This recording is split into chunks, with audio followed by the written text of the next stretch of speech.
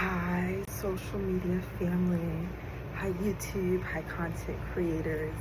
Hi, everybody. It's your girl, Brittany Lamar. I'm dressed very casual today. It's my day off of childcare, so I just am in sweatpants and a little tank top, long sleeve top, and my cowgirl flannel. I just washed my hair. As you guys can see, it's very natural and very simple, and I did a little bit of mascara and simple makeup, but as you guys can see, I'm very raw and natural. But just a minute, I have to turn off my AC unit so you guys can hear me. But I just wanted to talk about my journey and how I got here and also I want to talk about my healing journey and my just not to be too spiritual, but you guys know I'm a woman of faith, but just my healing journey, my deliverance, and just next steps forward. So we're just gonna jump right into this. So for those of you who are new here, you guys know that I am Miss Brittany Lamar. I have been a digital nomad and YouTuber content creator off and on for over 10 years. As you guys know, I went through an autism diagnosis about 3 years ago, 4 years ago when I was 29, 30, and I'm now 34. I went through just different challenges, different spaces and where I was living. I always had lived with my parents. I always had lived with my mom. I always had done childcare in my churches for 7+ years, and now it's been almost 10 if you count like the years that I was doing it when I was a teenager or in my early 20s. Yeah, I'm 34 years old. My birthday was last month, in the greatest month, July. I celebrated my birthday very simply and very humbly at my new job with some snacks and just doing YouTube content. You guys know I share a birthday week with the sweet, handsome Jonathan Rumi. My birthday was 2 days after his. So yeah, I enjoyed my 34th year. You guys know I'm just transitioning. I've been in Dallas, Texas for 3 months now, all summer since May, June. And it's like about September. By the time I release this video, it will probably be September.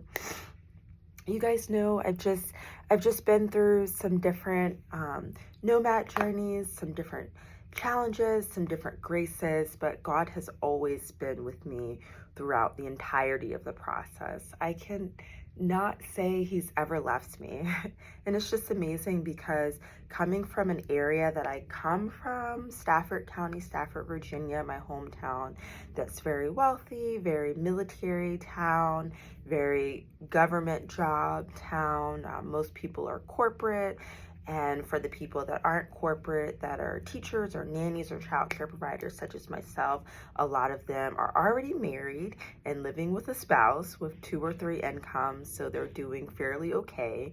Or for the ones that are single, such as myself, a lot of them are, if they're teachers or nannies, such as myself, and they're single and living alone, a lot of them either have roommates, housemates, or maybe living at home, you know, with their friends and family. So that was my situation when I was living at home. You guys know I tried van life.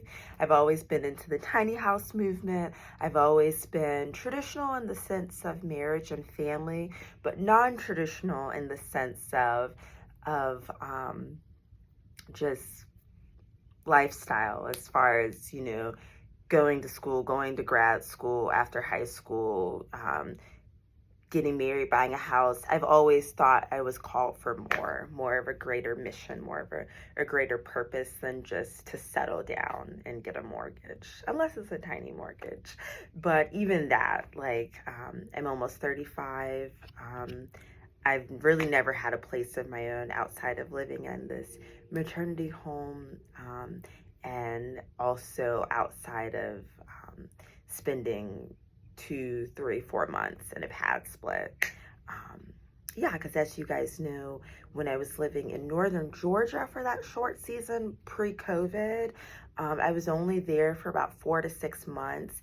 And at the time, my parents had gotten me an apartment because I was like starting over at like 27, like figuring out if I was going to do ministry school and just kind of branching out on my own after having lived at home from high school up into 27, from like after like 10 years after high school. You guys know that was my first year really living out on my own. And that was also shortly during the season before I got my autism diagnosis. So I had, I was a little bit of a late bloomer. I just stayed close to home a little bit longer, just because of expenses, the cost of living, my lifestyle, and just, like I said, what I was doing, you know, being a child care provider, it was kind of expensive to really branch out on my own. But yeah, I'm so graced and I'm so grateful for just everything. I'm so grateful that the Lord has brought me through healing. I'm so grateful that He's brought me to a new miracle place out of my Nazareth to just Dallas, Texas. And I'm just excited to see what this new city is going to bring. But let me first and foremost, before jumping into the rest of this video, let me tell you about my healing and how I survived. I've never gone live on YouTube about this before, but I definitely want to talk about it now. So I just want to share with you guys how I survived and am now thriving past narcissistic family abuse. Especially being a person with a disability, that's extra hard.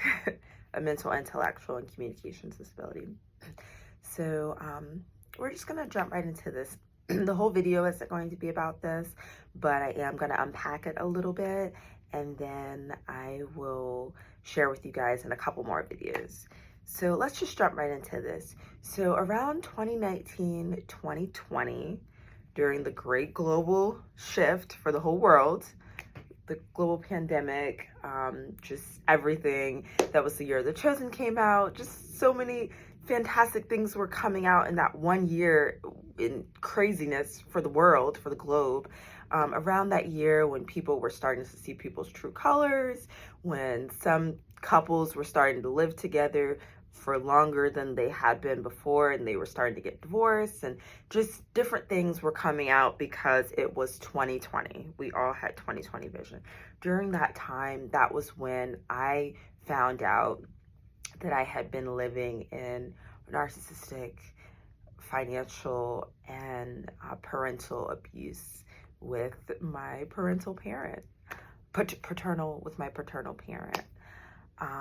I didn't know that I was experiencing that. I didn't really see it in my childhood and adolescence necessarily, because I really had like a decent, fairly okay, good childhood and adolescence. I was in the marching band. I did the arts growing up. I was very heavily into the arts.